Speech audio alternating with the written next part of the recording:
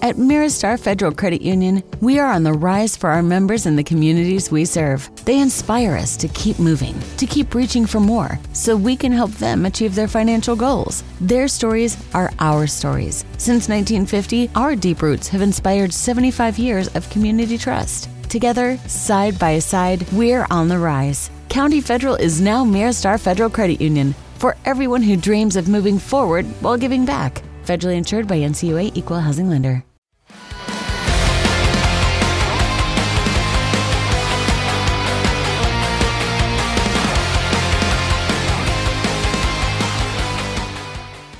Have you ever looked into the woods long enough to realize the woods might be looking back? If you have, congratulations. You probably just violated 3 Appalachian survival rules. Don't look too long. Don't whistle after dark. And if something calls your name from the tree line, pretend you suddenly forgot English. Welcome back to Don't Quote Me, It's Probably Nothing. I'm Kelly, your voice in the void. And this is episode 20, which is wild because this is like 20 episodes of chaos and conspiracies and creepy folklore. And like, you're still here. You guys are like absolute legends. And thank you. So like, I'm recording this right now. It is 6:30 in the morning, so I'm not high. So welcome to my regular brain. But yeah, I was recording it last night and I was too scared because it was dark. I did have all the lights off in my bedroom because I have a Christmas tree in here because I decorated my bedroom for Christmas already. And I just had like the light from the Christmas tree, but I was still scared. So I'm re-recording it now because I couldn't finish. I couldn't finish it last night. And I didn't have the same level as funny last night. Like I didn't want 2 different funny energies, I guess. So I'm about to go make some coffee and smoke a bowl and I'll be right back. Okay, I'm back. I have to say, it kind of feels illegal to be this high in the morning because I usually only smoke at like when I'm home for the day and I don't have to leave the house for anything. Then I will. And like before bed otherwise. But I don't do it like during the morning because I have work and yeah, so I don't do it in the morning. So I feel like I'm breaking the law right now. But also I'm off work today, so I don't have to go anywhere. I don't think. Nope. I don't have to go anywhere. I got scared for a second. Also, this coffee tastes amazing. I should share that. It's not any different than the coffee that I have any other day, but it just tastes so good right now. Okay, today we're heading deep into Appalachia. Again, the stretch of misty mountain land where every hill hums with history and every local will tell you there are things out there you don't talk about. We're talking Not-Deer that move like broken animations, voices that sound like your loved one but aren't, missing towns that vanished overnight, cryptids that could eat you and then politely apologize, staircases that lead to nowhere, and an entire mountain range that feels cursed. Because the thing about Appalachia is it doesn't need monsters. The land itself is the mystery. So grab your flashlight, double check that the person next to you is actually human, and let's wander into the hills where logic goes missing and folklore takes the wheel. I just ran downstairs to get more coffee, and I was out of breath because I ran back upstairs pretty fast now that I think about it. And I forget why I'm telling you this. Oh, because I got to take a break real quick because I forgot it downstairs. So I have to run back down and get it. This episode is going to take me forever. I feel like if you're listening to this at like 7:30 p.m., it's because it just came out because I'm taking forever. Okay. Okay. I'll be right back. Okay. Our first stop is the Not-Deer and the Mimics. Because if you've ever seen a deer standing on 2 legs and it smiles at you, it's already too late. Also, I'm sorry for however this episode goes.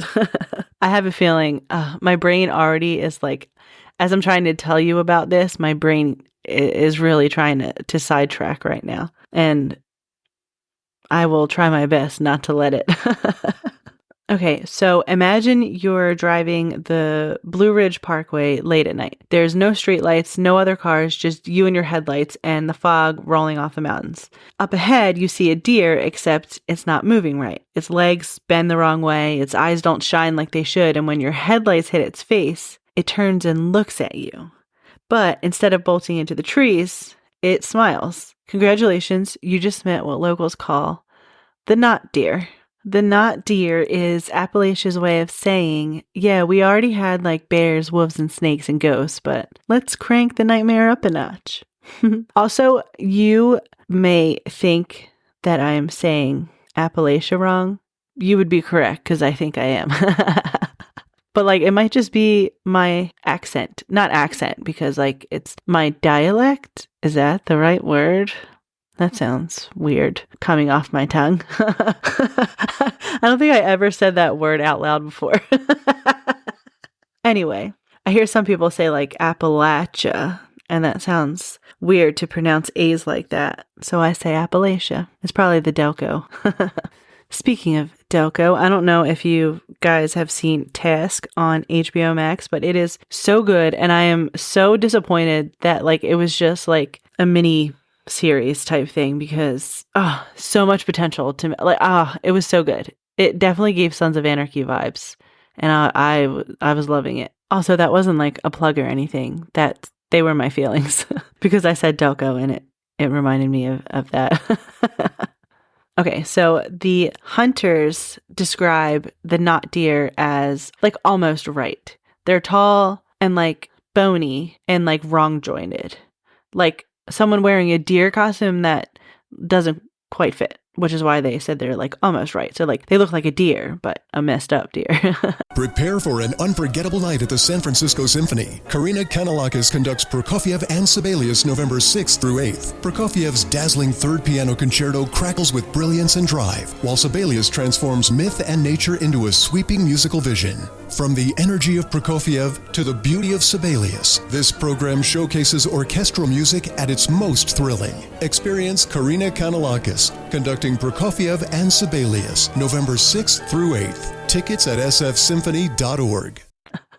Some theories call them cryptids. Others say they're SWs or shapeshifters. But my personal theory is that like they're just deer who saw humanity and said, nah, let's evolve. Except they evolved into something like terrifying. Evolved, not involved.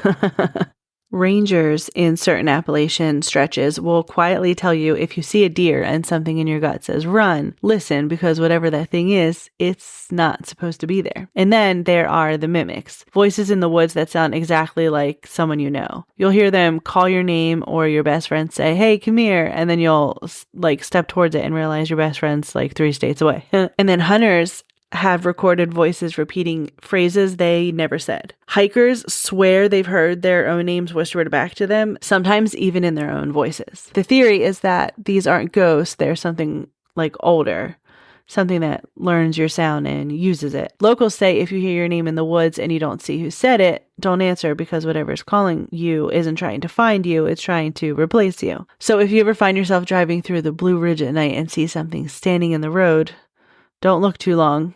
Don't stop. And for the love of all things holy, don't roll your window down. So Appalachia's got this fun little hobby called making entire towns disappear. Like you'll be driving down some back road, see a faded sign that says welcome to Pike Creek, and then boom, no town. Not even people, no gas station, not even a Sheetz. They call them the disappearing towns of Appalachia, which sounds like a Netflix docuseries that I would totally binge at 2 a.m. with snacks that I would not regret later. I love snacks. I kind of want a snack right now, but it's breakfast time, kind of. But like, I can do snacks for breakfast.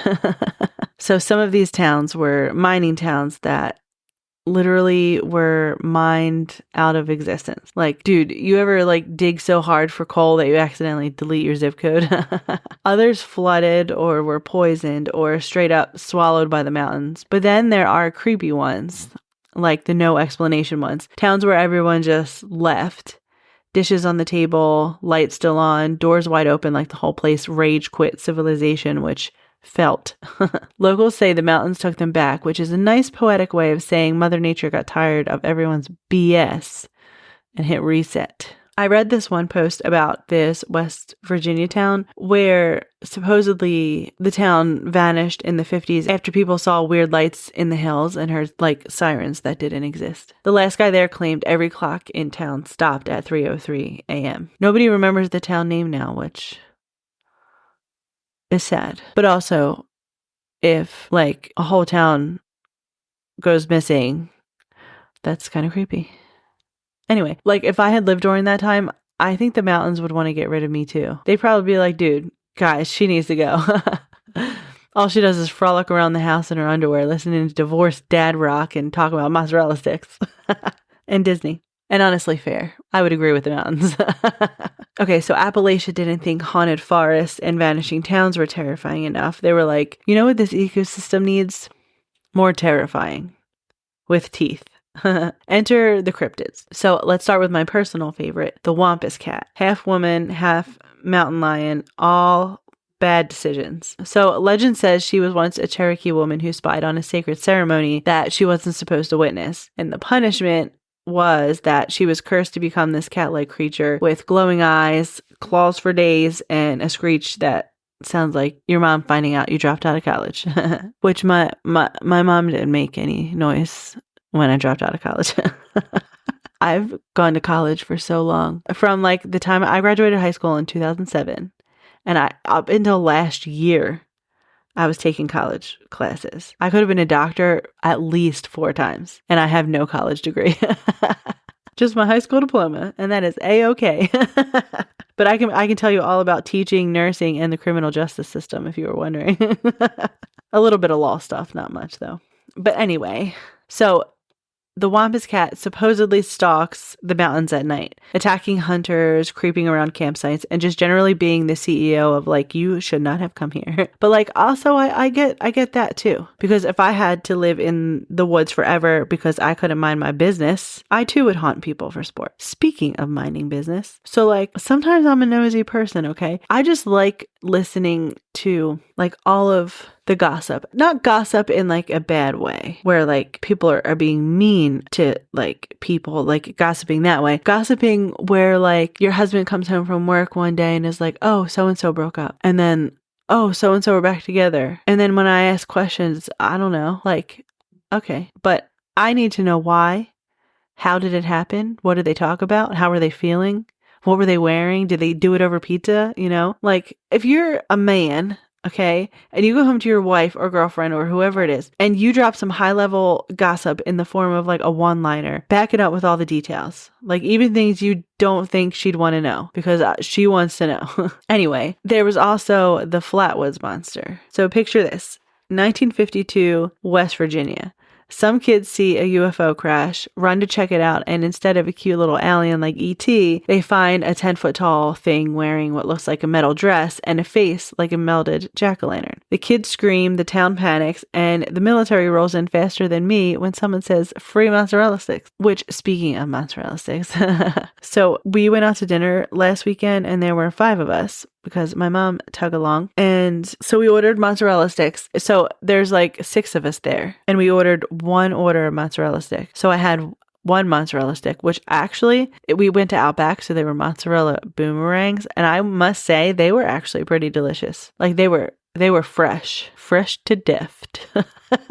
So the reason I said that is because my friend's grandmom, I'll call her Marie because that's her name. Her name is Marie. She is so funny on Facebook, like kills me. Mint is still $15 a month for premium wireless. And if you haven't made the switch yet, here are 15 reasons why you should. 1, it's $15 a month. 2, seriously, it's $15 a month. 3, no big contrast. 4, I use it. 5, my mom uses it. Are you playing me off? That's what's happening, right? Okay, give it a try at mintmobile.com/switch. Upfront payment of $45 for 3-month plan. $15 per month equivalent required. New customer offer first 3 months only. Then full price plan options available. Taxes and fees extra. See mintmobile.com. Every time. So just a little backstory about Marie real quick. So I was in high school and I was at my friend Christine's house. So this is the same house that I just told the ghost story about, by the way, because I was always over there. But anyway, so we were at her house and her grandmom, Marie, was sitting on the couch with us and her little brother was choking. So he was like coughing and he was coughing really hard. And then Marie was like, her little brother's name was Nicholas. So Marie turns around and she was like, Nicholas, stop coughing like that. You're going to give yourself diabetes. So that's Marie. But anyway, so the reason why I said deft instead of death is because my friend posted like and then and now of her son because he's older now. She commented, she's so cute. She commented something real sweet. And at the end, she said, I love you to deft. So we say fresh to deft. But anyway, this probably might not even be funny to anyone listening, but I'm cracking up right now because I thought it was hilarious. I'll definitely mention more about Marie later. Maybe. But anyway, the government swears it was just gas from a meteor, which, yeah, sure, because every meteor I've ever seen also looks like aliens. But we can't talk about Appalachia without the man, the moth, the legend, Mothman. Did you see what I did there? Like, instead of the man, the myth, the legend, I said the man, the moth, the legend. I know I've mentioned him before, but I'll do it again. So he was first spotted in Point Pleasant, West Virginia in the 60s, and he was apparently popping up before major disasters like the Silver Bridge collapse, which I think I mentioned before. So he has big red eyes and like a huge wingspan, and some people think that he's an omen, and then some think he's a protector. I personally think he's just trying to live his best scripted life, and he just wants to talk to someone. Like, if I had to fly around West Virginia at night being mistaken for a giant bug, I too would want to talk to someone. But there's also more other than Mothman. There's the snallygasters, sheep squatch, frogmen, river monsters. Also, snallygasters sounds like what an old man would call kids throwing snowballs in the front yard. And the only reason I say that is because, like, growing up, my neighbor Charlie, may he rest in peace, he called the neighborhood scoundrels one time when they threw a snowball at his door. He like shook his fist in the air and everything. It was actually like every cartoon I've ever seen when I was little about an old man, but like in real life. Also, this actually just reminded me of another story. So I lived in a row home growing up, and we were like smack dab in the middle. Well, a couple houses up, there was this lady, and like all of the neighborhood kids, well, it's possible that it wasn't all of the neighborhood kids. It could have just like been me. But I thought she was mean because she would always yell to get off of her lawn. And her son, who I thought was like a grown adult, like super old, but he was probably in his 20s, like he would always cut the grass and make it look like really nice. I mean, like our yards were like, I feel like they were like 12 feet by 5 feet. Like a 12 foot by 5 foot patch of grass. Maybe you had a hill, maybe you didn't.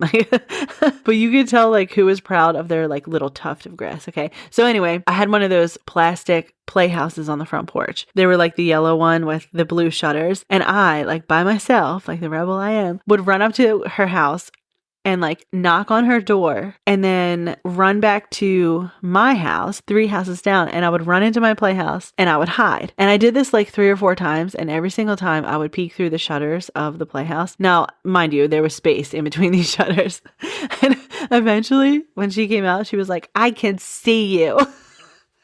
While I was like peeking out and trying not to crap my pants at the same time. But I feel like she stood on the front step for like a good 20 minutes just staring at me through the closed playhouse windows, and I had to like stay in there because I didn't want to get caught. And I literally stayed in the same spot staring at her like she could not see me back. What a time. What a time. But anyway, the thing that makes these stories so good isn't even the creatures themselves. It's how casual the locals are telling you about it. You'll ask someone about like the Wampus Cat, and they'll be like, oh yeah, my uncle saw her once, tore up his chicken coop. Like, that's not small talk. Like, I'd be like, okay, let's move. So whether you believe in them or not, one thing's for sure. Appalachia has earned its title as the cryptid capital of America. And honestly, I love that for them. But just know, if I ever disappear into the mountains, it won't be because something got me. It'll be because I saw Mothman and was like, wait, come back, I can help you.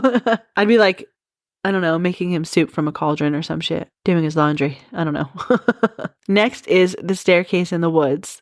The ones rangers refuse to talk about. And yet I have questions. So file this one under absolutely not. So basically, park rangers and hikers have reported finding these completely random staircases deep in national forest. Like miles from anything man-made, just stairs, perfectly intact, no building, no ruins, nothing. Just like sitting there. But everyone says the same thing, don't climb them. Which if you tell me not to do something, I'm doing it. They'd be like, don't climb the stairs. And I'd be like, oh, what, these stairs? As I'm halfway up them.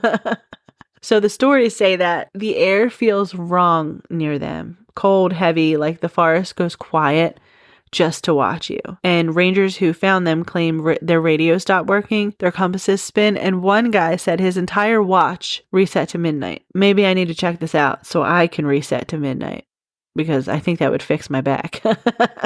Another ranger said he climbed halfway up and heard voices whispering, like not around him, but above him. And that's creepy. No one really knows what they are. Some people say they're remnants of old houses that the forest reclaimed, and others say they're portals or gateways to other dimensions. There's even a theory that if you climb them, something else comes down. Which, bold of you to assume I have the stamina for demonic cardio, because I would just stop running and curl into the fetal position and just scream, "Take me away." Because if I run any faster, I'm probably falling down the steps. But seriously, it's wild. The deeper you look into the reports, the more they sound the same. Isolated stares, air pressure shift, animal silence, and that weird instinct that says, "Get out." But I believe that instinct, because if I see a perfectly good staircase in the middle of nowhere, I'm not thinking portal. I'm thinking like, this is how white people die in every horror movie. So yeah, staircases in the woods. Nobody knows who built them, why they're there, or where they go, which means statistically speaking, they probably go somewhere I don't need to be. So next is cursed Appalachia, where the land itself seems to not like your existence. Because if ghosts don't get you, the karma will. So there's this theory that the entire Appalachian mountain range carries ancient energy, partly because it's one of the oldest mountain systems on Earth, and partly because it's been home to generations of tragedy, mining disasters, and just bad vibes with altitude. So the Cherokee and other indigenous peoples always consider these lands powerful, like places where the line between the living and this spirit world is thin, which translated into modern terms means if you feel someone breathing down your neck on a hike, it might not be the wind. And honestly, same. That's why I don't hike. Mint is still $15 a month for premium wireless. And if you haven't made the switch yet, here are 15 reasons why you should. 1, it's $15 a month. 2, seriously, it's $15 a month. 3, no big contracts. 4, I use it. 5, my mom uses it. Are you playing me off? That's what's happening, right? Okay, give it a try at mintmobile.com/switch. Upfront payment of $45 for 3-month plan, $15 per month equivalent required. New customer offer first 3 months only. Then full price plan options available. Taxes and fees extra. See mintmobile.com. There's also a lot of talk about towns built over burial grounds, mines that collapse after ignoring warnings, and random spots where your electronics just die for no reason. So one coal miner once said he saw shadowy figures walking through the tunnels at night. His coworkers thought he was joking until their lamps started flickering one by one. And then the next morning, half the mine had caved in. And I'm not saying the ghost caused that, but if I were a restless spirit from the 1800s and you started fracking my afterlife, I too would start throwing spectral hands. Even modern travelers talk about Appalachia's weird energy. People losing time, GPS going haywire, and random weather shifts that happen like the mountains have like a mood swing or something. But anyway, you'll drive into like a sunny valley and 5 minutes later it's foggy, cold, and silent. I don't think I'm emotionally equipped for that. I don't think I could handle any of that. Some people say the curse isn't about punishment, it's protection, that the mountains guard themselves, which honestly, if I had to babysit humans for a few centuries, I'd probably be pretty pissed off too. So maybe it's not evil, maybe it's just tired of being mined, bulldozed, and littered with people trying to make TikToks about spirit energy. Also, I did spirit fingers when I said that. Whether you think it's cursed, haunted, or just a geological diva, Appalachia is one of those places that feels alive. The air hums differently, the silence listens, and the deeper you go, the more it feels like you're being studied. So yeah, cursed? Maybe. Okay, so I usually save the docket of dumb for Tuesdays for my little True Crime Tuesday episode, but I looked up some Appalachian ones and I was cracking the hell up. So I'm not doing a docket of dumb, but I'm going to talk about a few things. So first up, in Tennessee, a man was arrested after attempting to perform an exorcism on the soda fountain at a local speedway. Witnesses said he started chanting and pouring holy water on the Sprite button, and when police asked why, he said, and I quote, "It hissed at me." Honestly, valid. I too have been attacked by a rogue Coke freestyle machine once. Next, in West Virginia, there was a woman who broke into her neighbor's shed to hug a black bear cub. She claimed it was smiling at her telepathically. And then in Hazard, Kentucky, police were called after a man stole 12 live chickens from a feed store and tried to outrun officers on foot. So this chase actually lasted 45 minutes, which is hilarious. When they finally caught him, he told them the chickens knew the way home. This is not Finding Nemo. This is felony poultry theft. So over in the Appalachian foothills of Virginia, a local man started his own religious group after claiming God spoke to him through his microwave. He said the microwave told him to preheat humanity, which that sounds like a good metal name. Okay, and then finally, in North Carolina, a woman called police after claiming her Subaru was possessed. It allegedly locked itself, flashed its lights, and blasted Creed at full volume. And I know that sounds insane, but if my car started playing Creed unprompted, I would be so down with it. I don't know why Creed got so much hate from people. Their songs are like so good. I rock them often, and I love every minute of it. Never thought I'd headbang to Creed, but I do. Okay, so before I let you go, more so because I could use a snack right about now, and I started this at 6:30, and in case you guys are wondering, it's 9:40.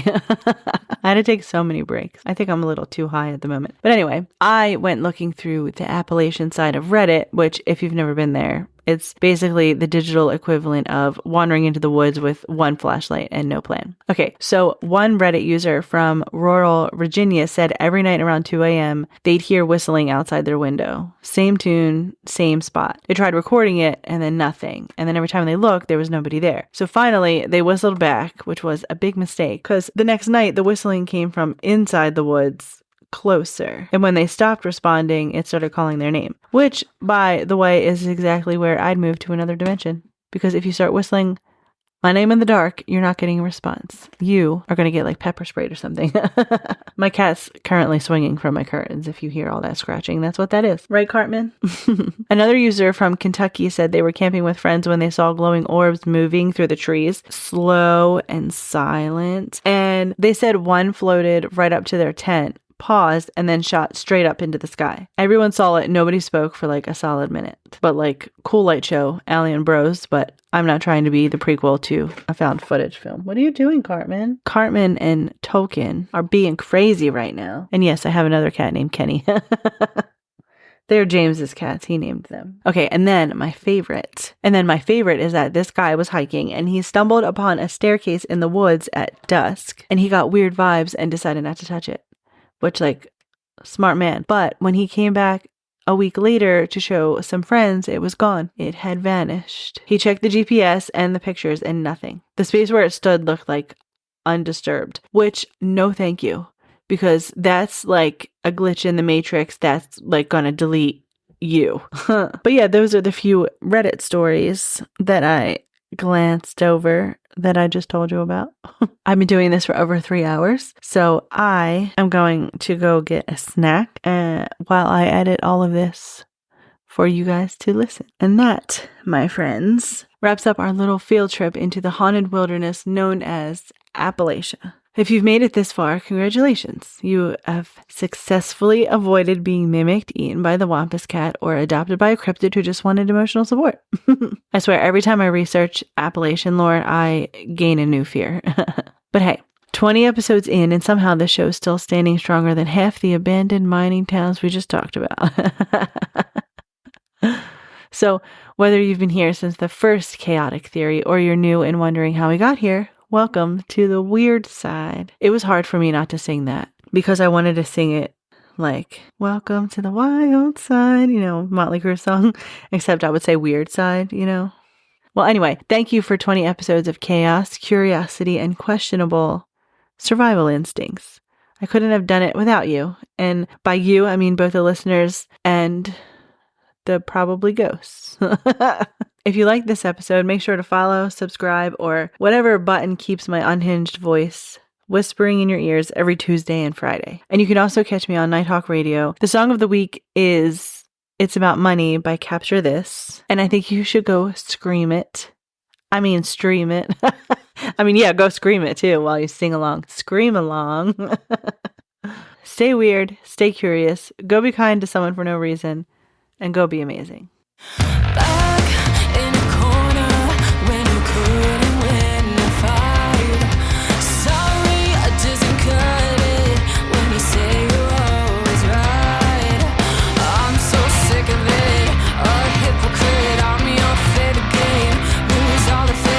I'm gonna play the board.